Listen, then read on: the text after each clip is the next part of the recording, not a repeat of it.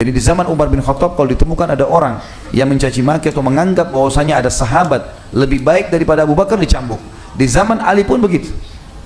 Sampai Abdullah bin Sabah pun dihukum oleh Ali bin Abi Thalib karena dia mengatakan bahwasanya Abu Bakar sama Umar dan Uthman merebut khilafahnya Ali. Ali sendiri lalu kita punya sanad-sanad sahihnya. Ahli sunnah memiliki sanad itu bahwasanya Ali bin Abi Thalib menghukum Abdullah bin Sabah yang dasarnya mendahulukan atau menyebut-nyebut dengan fitnah kalau Abu Bakar, Umar, Uthman merebut khilafahnya Ali. Ali sendiri gak terima.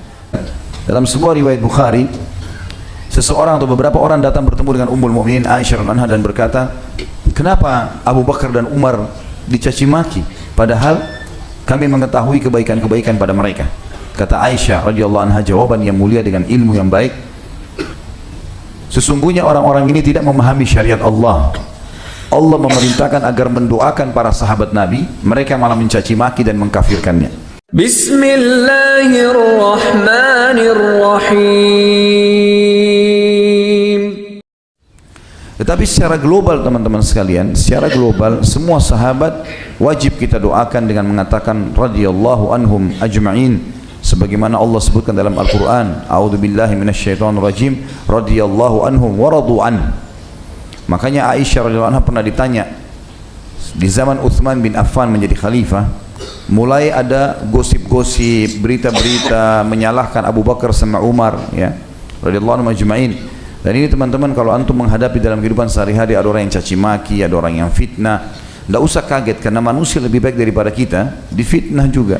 Nabi SAW difitnah, Nabi SAW disebarin isu-isu yang tidak benar tentang beliau. Abu Bakar sama Umar juga begitu sudah meninggal. Dalam sebuah riwayat Bukhari, seseorang atau beberapa orang datang bertemu dengan Ummul Mukminin Aisyah radhiyallahu anha dan berkata, kenapa Abu Bakar dan Umar dicaci maki padahal kami mengetahui kebaikan-kebaikan pada mereka? Kata Aisyah radhiyallahu anha jawaban yang mulia dengan ilmu yang baik, sesungguhnya orang-orang ini tidak memahami syariat Allah. Allah memerintahkan agar mendoakan para sahabat Nabi, mereka malah mencaci maki dan mengkafirkannya. Dan saya tidak melihat, kata Aisyah, kecuali Allah ingin menambahkan pahala buat Abu Bakar dan Umar dengan cara seperti itu. Artinya orang-orang yang sekarang mencaci maki Abu Bakar di zaman sekarang, seperti kasus Syiah, orang-orang Syiah yang sudah jelas-jelas salah satu manhaj atau metode hidup mereka mencaci maki sahabat, bahkan sampai pada tingkat mengkafirkan. Orang-orang ini sebenarnya sedang menyetor pahala gratis kepada para sahabat. Mereka berbuat ibadah diambil oleh para sahabat. Dia punya masalah dengan seorang manusia biasa, bukan sahabat saja, sudah cukup untuk menghabiskan pahalanya hari kiamat. Bagaimana kalau dia punya masalah dengan para sahabat? Seperti berhadapan dengan gunung-gunung besar, gitu kan? Sulit sekali, gitu. Dan apa gunanya mereka masuk ke zona itu? Cukuplah mereka telah mendampingi Nabi SAW, cukuplah mereka menghadiri peperangan bersama Nabi SAW. Ini kemuliaan yang luar biasa. Haji bersama Nabi SAW, ya. Hidup sehari-hari, sholat berjamaah, ketemu, salaman, minum sama-sama, ya, ngobrol sama Nabi. Bahkan Abu Bakar sama Umar yang fokus dicaci maki oleh orang-orang Syiah dan dikafirkan ini adalah mertua Nabi, yang setiap Nabi kemana selalu mereka berdua ada bersamanya.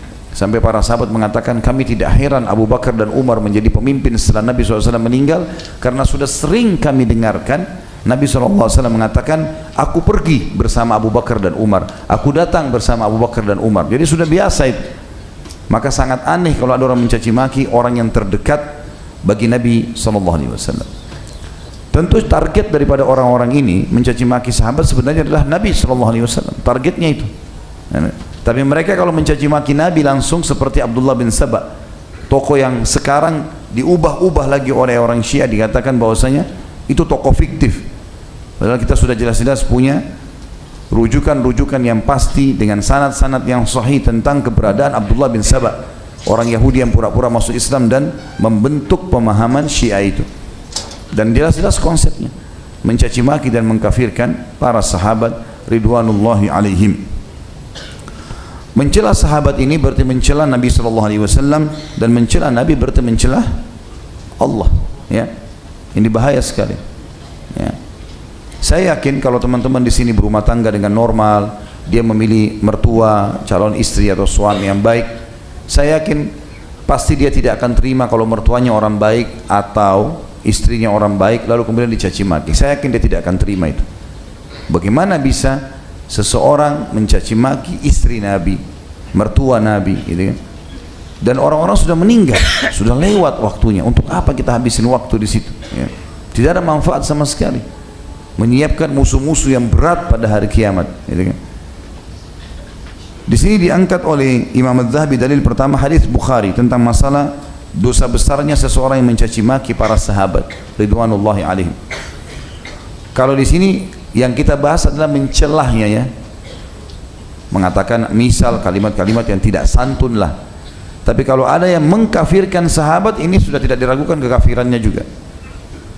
Karena ada hadis Nabi SAW yang mengatakan siapa yang melempar kalimat kufur kepada saudaranya muslim, maka akan kembali kepada salah satunya siapa yang paling berhak.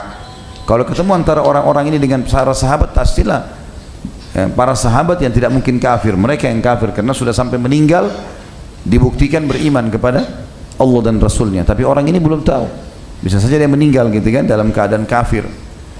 Yang kita bahas dosa besar hanya mencelah. Kalau sampai mengkafirkan, kufur juga. Dikatakan oleh Imam Az-Zahabi, dan tanpa meragukan sama sekali kalau semua sahabat adalah wali Allah, karena mereka adalah orang-orang yang dekat dengan Allah Subhanahu wa taala.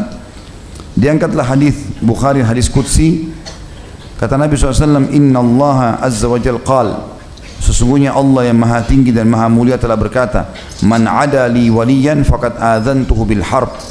Siapa yang memusuhi para waliku, maka pasti aku akan mengumumkan perang terhadapnya. Kita tahu para sahabat tentu wali-wali Allah karena mereka sangat dekat dengan Nabi SAW. Kesalahan mereka pun kalau terjadi di zaman itu diluruskan langsung oleh Al-Quran. Kita tahu dalam ayat misalnya surah At-Talaq atau surah Al-Mujadilah, ada sahabat yang ribut dalam rumah tangga, lalu ayat Al-Quran datang meluruskan mereka. Ada di antara mereka berkorban di medan perang, disebutkan, dipuji oleh Sang Pencipta Allah. Ada di antara mereka yang disebutkan namanya secara langsung dalam Al-Quran, banyak, seperti Zaid bin Harithah, ya. Ada disebutkan nama-nama orang atau para sahabat dalam Al-Quran, ya. Makanya mereka jelas-jelas adalah wali-wali Allah, dan memusuhi wali Allah berarti Allah mengiklankan perang bersamanya. Dalil yang lain adalah hadis Bukhari Muslim. Nabi SAW bersabda sebagaimana sudah saya bacakan tadi, La tasubbu ashabi huwa alladhi nafsu Muhammadin biyadi law anfaqa ahadukum mithla Uhudin dhahaba ma balaga mudda ahadihim wala nasifa. Janganlah kalian mencelah sahabat-sahabatku, karena demi zat yang jiwaku berada di tangannya, seandainya salah seorang dari kalian menginfakkan emas sebesar gunung Uhud, niscaya tidak akan menyamai satu mud atau separuh dari infak mereka. Satu mud berarti satu genggam, setengahnya pun tidak bisa kita samai kalau kita berinfak dengan satu gunung Uhud semuanya emas. Juga Aisyah mengatakan dalam hadis yang sahih,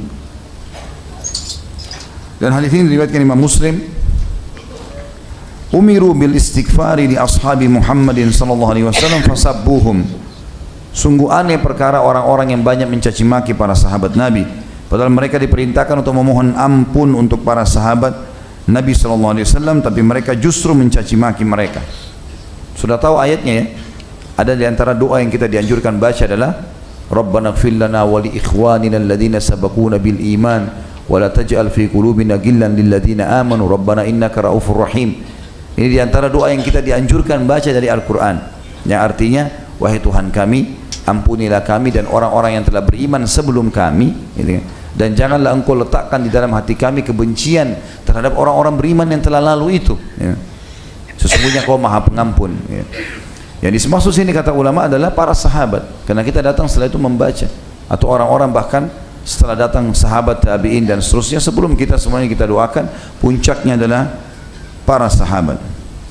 Di dalam hadis yang lain, hadis ini riwayat Ibnu Abi Asim dalam kitab As-Sunnah, dan dihasankan oleh Syekh Albani, kata Nabi SAW, Man sabba ashabi fa'alaihi la'natullah. Barang siapa yang mencela sahabatku, maka dipastikan laknat Allah akan menimpahnya. Yang dimaksud sini laknat adalah diangkat berkah hidupnya, diangkat berkah hidupnya. Ali radhiyallahu anhu berkata di dalam sebuah hadis, dan hadis ini diriwayatkan Imam Muslim dalam Kitabul Iman, walladzi falaqal habbata wa bara'an nasama innahu la ahdun nabiyil ummi ilayya la yuhibbuni illa mu'minun wa la yubghiduni illa munafiq. Demi zat yang membelah benih dan menciptakan nyawa, sesungguhnya janji Nabi yang ummi, maksudnya Nabi Muhammad SAW, cirinya ummi, tidak bisa baca dan nulis, kepadaku adalah tidak ada yang mencintaiku melainkan seorang mukmin dan tidaklah membenciku melainkan seorang munafik. Orang-orang Syiah mengatasnamakan mencintai Ali, mengatasnamakan, tapi mereka sebenarnya tidak mencintai. Yang mencintai adalah ahli sunnah. Terbukti tidak pernah ada satu ahli sunnah pun yang mencaci maki Ali radhiyallahu anhu. Kita semua mengatakan radhiyallahu anhu, kita akui khulafaur rasyidin yang keempat, kita akui sebagai anak mantu Nabi SAW, kita akui sebagai sepupu Nabi SAW, dan kisah-kisahnya dinukil, fadilah-fadilahnya disebutkan, ya. Tidak ada sama sekali yang kita celah. Istrinya Fatimah radhiyallahu anha kita puji, dimuliakan, anak Nabi SAW. Anaknya Hasan dan Husain radhiyallahu anhum ajma'in, kita puji Hasan dan Husain, kita mengatakan radhiyallahu anhum ajma'in. Dan kita akui hadis-hadis Nabi SAW tidak terkecuali memuji kedua cucu beliau yang mulia ini, gitu kan? Tapi orang-orang Syiah tidak. Sampai sekarang pun mereka ada yang menghina Hasan. Mereka anggap Husain saja yang bisa diakui. Bahkan yang diakui adalah keturunannya dari Husain. Kenapa? Hasan sempat menyerahkan kekuasaan kepada Muawiyah radhiyallahu anhu ajma'in. Padahal Nabi SAW pernah tunjuk Hasan dan berkata, inna ibni hadha sayyidun, sesungguhnya anakku ini atau cucuku ini adalah tuan. Wala Allah yusluhu biyadihi baina fi'ataini kabiratain. Semoga saja Allah akan memperbaiki pertengkaran yang akan terjadi di antara dua kelompok besar muslimin. Dan itu terjadi pada saat Hasan radhiyallahu anhu memberikan kekuasaan kepada Muawiyah agar muslimin tidak berperang, gitu kan? Dan kita akui semua itu. Tidak ada satupun yang kita pungkiri. Jadi orang-orang Syiah teman-teman tidak punya celah sebenarnya untuk memusuhi ahli sunnah. Dan ini menandakan manhaj yang mereka gunakan atau metode jelas-jelas bukan dari umat Islam. Ini bukan dari Islam, dari Abdullah bin Sabah si Yahudi yang pura-pura masuk Islam, gitu kan? Kalau metode, kalau mereka betul-betul mengaku pengikut Ali, maka mereka tidak akan memusuhi ahli sunnah, tidak akan menghalalkan darahnya. Kita lihat sekarang di Syria luar biasa, 200.000 sekian darah umat Islam dibantai. Di Lebanon begitu juga, di Irak juga begitu. Dan mereka menganggap itu adalah syahid. Mereka menganggap bahwasanya mereka mati syahid kalau mereka perang dengan ahli sunnah, gitu kan? Muslimin, ahli sunnah wal jamaah, seperti di Saudi, seperti di Indonesia, di mana saja negara Islam, ada orang-orang Syiah di dalam wilayah mereka tidak pernah ahli sunnah ganggu. Dinasihati, didakwahi, nggak pernah diperangi.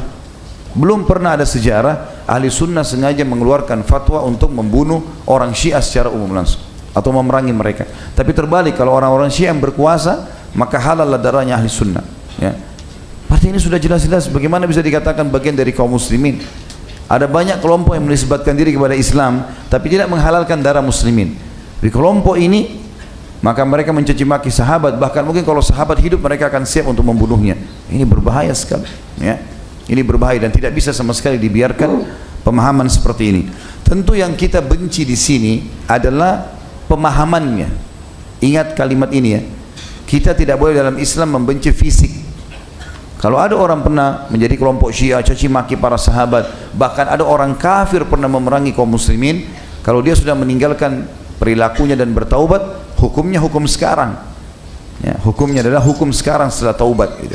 Jadi yang sedang kita bahas adalah masalah karakter atau kesalahan pemahamannya. Dikatakan apabila ini yang disabdakan Nabi SAW dalam rangka menyebutkan hakikat atau keutamaan Ali, maka tentu Abu Bakar As-Siddiq lebih utama dan lebih patut, karena beliau adalah manusia yang paling utama setelah Nabi SAW. Dan keyakinan Umar dan Ali radhiyallahu anhum ajma'in adalah bahwa barang siapa yang lebih mengutamakan seseorang di atas Abu Bakar, maka dia dicambuk seperti yang membuat-buat kebohongan. Jadi di zaman Umar bin Khattab, kalau ditemukan ada orang yang mencaci maki atau menganggap bahwasanya ada sahabat lebih baik daripada Abu Bakar, dicambuk. Di zaman Ali pun begitu. Sampai Abdullah bin Sabah pun dihukum oleh Ali bin Abi Thalib karena dia mengatakan bahwasanya Abu Bakar sama Umar dan Uthman merebut khilafahnya Ali. Ali sendiri radhiyallahu anhu, kita punya sanad-sanad sahihnya. Ahli sunnah memiliki sanad itu bahwasanya Ali bin Abi Thalib menghukum Abdullah bin Sabah yang dasarnya mendahulukan atau menyebut-nyebut dengan fitnah kalau Abu Bakar, Umar, Uthman merebut khilafahnya Ali. Ali sendiri gak terima. Gimana sekarang orang ini mau mengembangkan gitu?